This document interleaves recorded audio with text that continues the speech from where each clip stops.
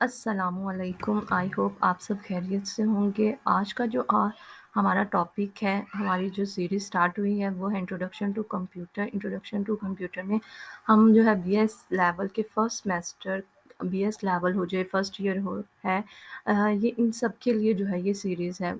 आज के टॉपिक में जो है वो हम देखने वाले हैं कि व्हाट इज़ मेमोरी, क्या होती है मेमोरी, क्या है, how many types of computer memory. सबसे पहले हम देखेंगे main memory. What is memory? Main memory a component of the computer. ठीक है, ये क्या है जी? मेमोरी जो है ये है कंप्यूटर का कंपोनेंट है, पार्ट है। Which is use to store data and instruction is called memory.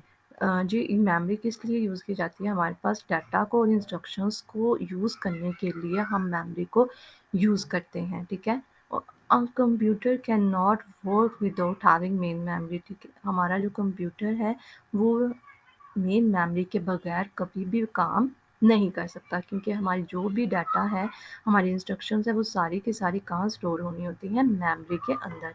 ठीक है, टाइप्स ऑफ मेमोरी हमारे पास there are two types of memories होती हैं। एक होती है हमारे पास प्राइमरी मेमोरी, जिसे हम मेन मेमोरी भी बोलते हैं, और सेकंड होती है सेकेंडरी मेमोरी। सबसे पहले देख लेते हैं प्राइमरी मेमोरी क्या होती है। हमारे पास मेमोरी की कितनी टाइप्स है? हमारे पास मेमोरी की टू टाइप्स हैं, प्राइमरी मेमोरी और सेकेंडरी मेमोरी। प्राइमरी मेमोरी को हम मेन मेमोरी भी बोलते हैं।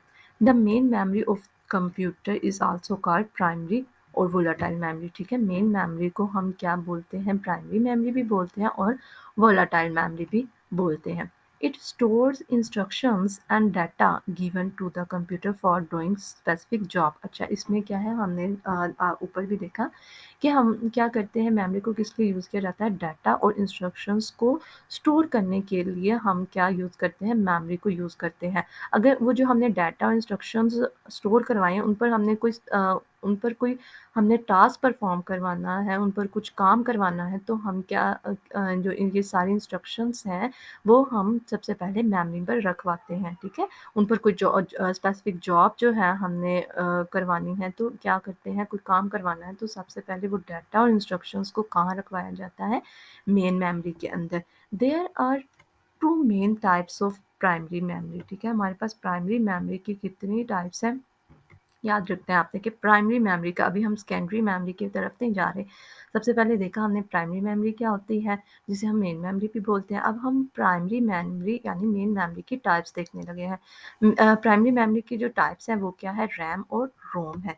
ठीक है, सबसे पहले हम देख लेते हैं रैम क्या होती है। What is RAM? Why RAM is called volatile memory and also explain different types of RAM. ये जो टॉपिक है ये मोस्ट इंपॉर्टेंट है, रैम और रोम का। आपको ये शॉर्ट और लॉन्ग क्वेश्चन में आ सकता है। शॉर्ट क्वेश्चन में ये भी पूछ सकते हैं, why RAM is called volatile memory. ठीक है, ये बहुत ज़्यादा इंपॉर्टेंट टॉपिक है, ये मेमोरी से रिलेटेड। रैम और रोम के बारे में मोस्टली शॉर्ट और लॉन्ग क्वेश्चन में पूछ लिया जाता है। शॉर्ट में पूछ लेते हैं रैम क्या है, रोम क्या है, फिर वोलेटाइल मेमोरी से क्यों बोलते हैं।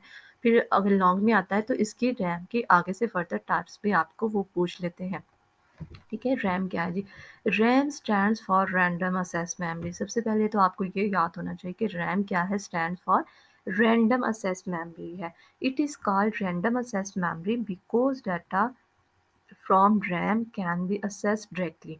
इसको हम रैंडम असेस मेमोरी क्यों बोलते हैं? क्योंकि जो भी हमने डाटा असेस करना है उसको हम डायरेक्टली जो है वो मेमोरी से असेस कर लेते हैं। ठीक है, RAM is use to store program and data that are being use by the computer. ठीक है, कंप्यूटर को यूज़ करते हुए जो भी हमने डाटा या प्रोग्राम्स को स्टोर करवाना होता है वो किस में करवाते हैं? रैम में। आपने कोई इंस्ट्रक्शंस देनी हो तो सबसे पहले आपका जो भी डाटा इंस्ट्रक्शंस हैं वो सबसे पहले कहाँ आकर स्टोर होती हैं? रैम में आकर स्टोर होती हैं। When the computer is turned on the RAM is empty. ठीक है, जब आप कंप्यूटर को फर्स्ट टाइम ऑन करते हो तो आपकी रैम जो है वो एम्प्टी होती है। ठीक है, डाटा जब भी आपने कंप्यूटर को फर्स्ट लिए, अभी ऑफ था, उसको आपने ऑन किया दोबारा से, तो सबसे पहले हमारी क्या रैम क्या होगी? वो एम्प्टी होती है हमेशा। Data and programs can be put into RAM from an input device. ठीक है, अब क्या है जी, डाटा और प्रोग्राम्स जो हैं वो हमने कोई भी डाटा है या प्रोग्राम क्या होता है? हमारे सेट ऑफ इंस्ट्रक्शंस, कोई भी इंस्ट्रक्शंस जो हैं वो रैम में पुट कहाँ से होती हैं जी? किसके थ्रू होती हैं?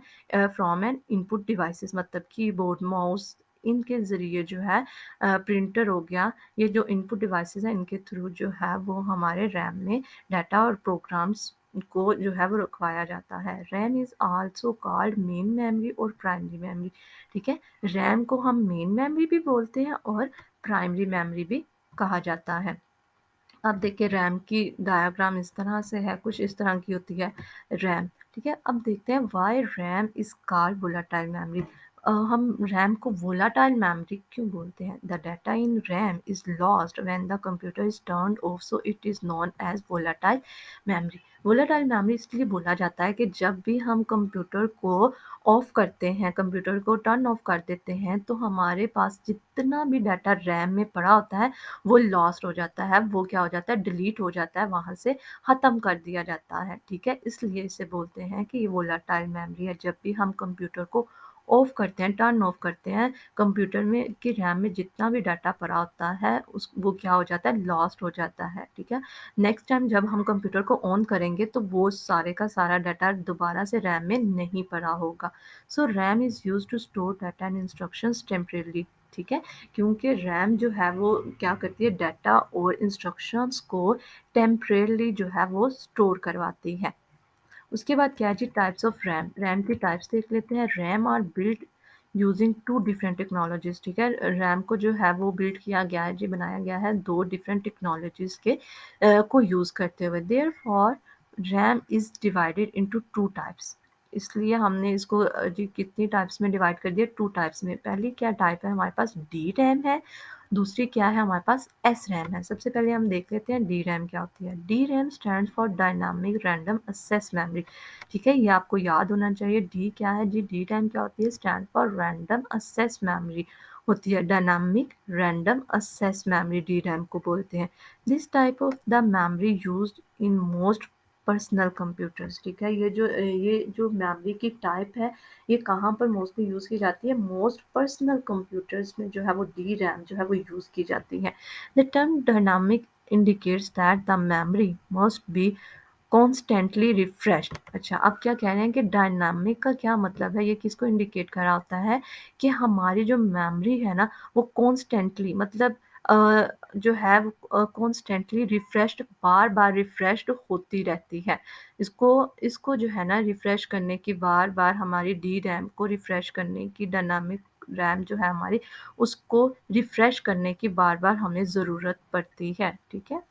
in order to maintain data in DRAM, ठीक है? It is refreshed with electric charge again and again, मतलब इसको रिफ्रेश करने के लिए हमें इलेक्ट्रिक चार्ज की ज़रूरत होती है। बार बार हमने अपनी, इसका डी रैम का क्या है एक, कि हमने अपनी मेमोरी को जो है वो बार बार जो है रिफ्रेश करना होता है, और हमें इसके लिए किसकी ज़रूरत पड़ती है, इलेक्ट्रिक जो है चार्ज की ज़रूरत पड़ती है। Otherwise data stored into it be it can be lost. अगर हम इसे बार बार रिफ्रेश नहीं करते इस, तो क्या होता है कि हमारे पास जो भी डाटा इसमें स्टोर किया गया होता है वो क्या हो जाता है, लॉस्ट हो जाता है, ख़त्म हो जाता है, ठीक है? During refreshing process CPU can not read और राइट डाटा, ठीक है? जब हमारी डी रैम रिफ्रेश हो रही होती है तो क्या होता है कि सीपीयू जो है वो कोई भी काम परफॉर्म नहीं करता, ना रीड का, ना इंस्ट्रक्शंस को रीड करने का काम परफॉर्म करता है, ना इंस्ट्रक्शंस को राइट करने का काम परफॉर्म करता है। कब काम परफॉर्म नहीं करता ये, जब हमारी जो है डी रैम रिफ्रेश हो रही होती है। Therefore it is slow. So इस ये क्या कह रहे हैं कि डी रैम जो है वो हमारी एस रैम से जो है वो स्लो होती है। कैरेक्टरिस्टिक्स देख लेते हैं। Characteristics of the dynamic RAM के क्या है, need to be refresh continuously, ठीक है? कॉन्टिन्यूसली जो है हमें बार बार रिफ्रेश करने की ज़रूरत पड़ती है डी रैम को।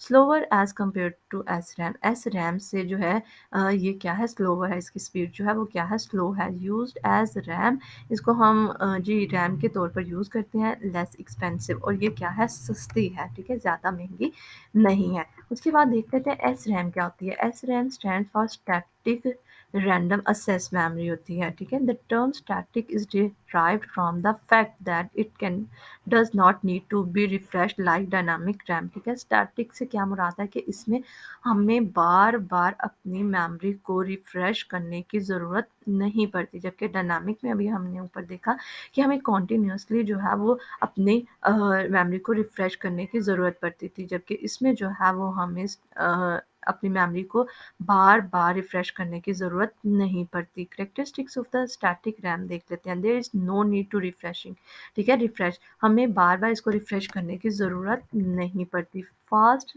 देन डी रैम, ये फास्टर है डी रैम से। अभी हमने पढ़ा कि डी रैम जो है वो स्लोवर है हमारी एस रैम से, तो क्या मतलब हुआ इसका कि अब एस रैम जो है वो हमारी फास्टर है डी रैम से, एक्सपेंसिव देन डी रैम। और ये जो है हमारी महंगी है डी रैम से, ठीक है। डायनामिक रैंडम एक्सेस मेमोरी से जो है वो हमारी स्टैटिक रैंडम एक्सेस मेमोरी जो है वो थोड़ी सी महंगी है। आज के इस लेक्चर में जो हमने देखा कि मेमोरी क्या होती है, मेमोरी की टाइप्स कितनी हैं। उसके बाद हमने रैम से रिलेटेड देखा था कि रैम क्या है और रैम को वोलेटाइल मेमोरी क्यों बोलते हैं। इस टॉपिक में अगर आपको किसी भी बात की समझ ना आई हो, आप कमेंट सेक्शन में पूछ सकते हैं। दुआओं में याद रखिएगा। अल्लाह हाफिज़।